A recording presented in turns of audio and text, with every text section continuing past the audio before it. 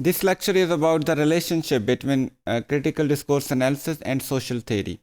We already know that social theory provides a lot of impetus to many studies as well as many schools of thought in critical discourse analysis and critical discourse studies.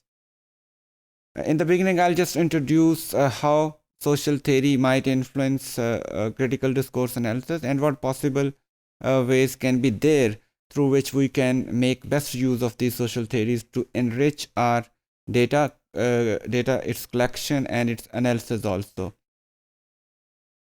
If we just see the success of critical discourse analysis in recent years has largely been because of its emphasis on the relationship between language use, context, and structure.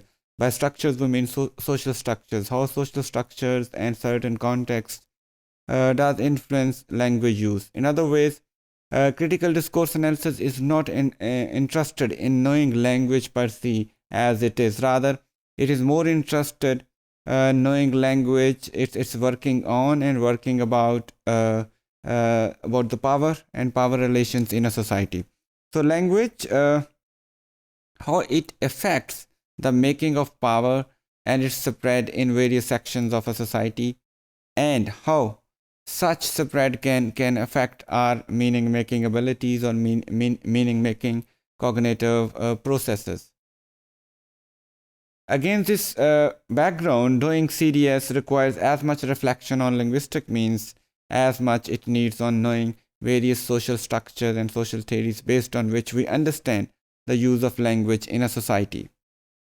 For example, how the word social has been understood in a certain society is very important to know the working of power and its impact on making the meaning of language in that society. Social theories provide a relatively systematic, abstract, and general reflection on the working of a society. Consequently, these concern the interplay of action, order, and change in a certain social world. How a certain action has been initiated or pursued by a certain agent or subject, and what kind of order has been facilitating or debilitating or hindering the progress of that action, and what change might have been brought as a result of that change. These are very important questions, and how power relations or various ideologies, exploitations would have hampered that progress or would have facilitated that in certain way. What kind of social justifications have been provided for a certain change in a certain society.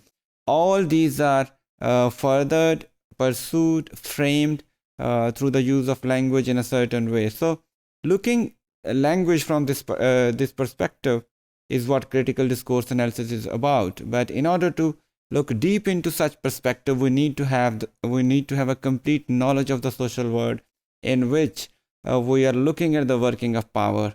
Therefore, we need to have a view of the social theories which might help us to understand the social world. Theories may offer certain conceptual frameworks through which particular discursive events can be understood as elements of the social. However, some researchers, including Fairclough, have argued that CDS, critical discourse studies, have not made very clear that which social theories it relies heavily.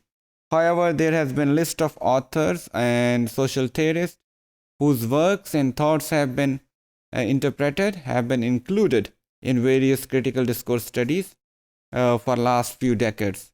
And these researchers or philosophers have been very instrumental in helping us or other researchers produce many valuable studies in critical discourse analysis.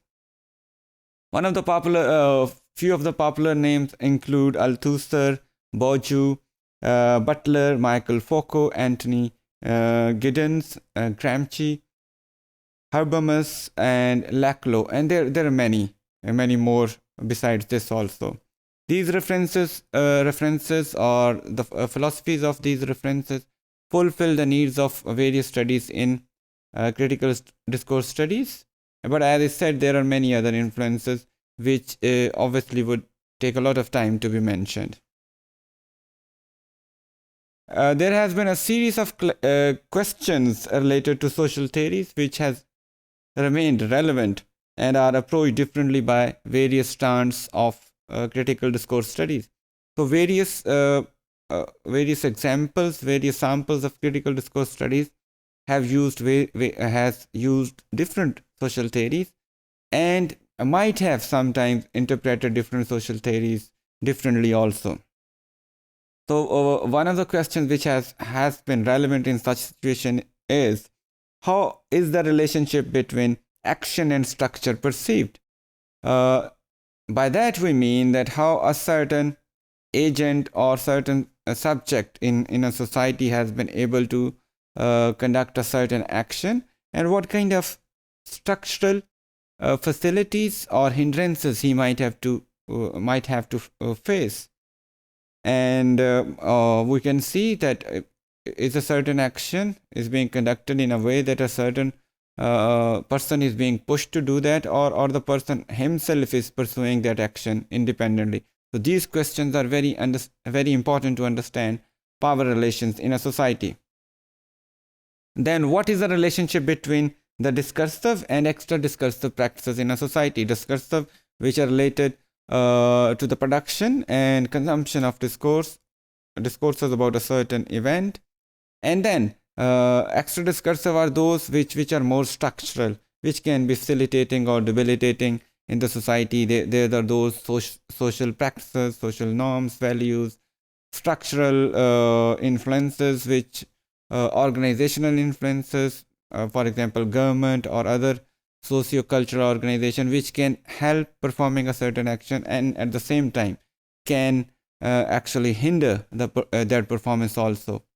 Then there are certain important notions in CDS which have been very important. How these notions have been understood in various critical discourse studies, that's also a very important question in relation to the social frameworks of critical discourse analysis studies.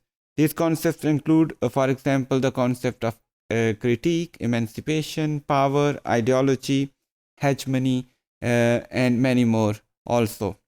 Core strands in critical discourse analysis associated with Fairclough, Wodak, and von Dijk have been influenced by two dominant social theories. Among them are Karl Marxism and neo-Marxist approaches. And another important one is Michael Foucault's and other post-structuralist thoughts.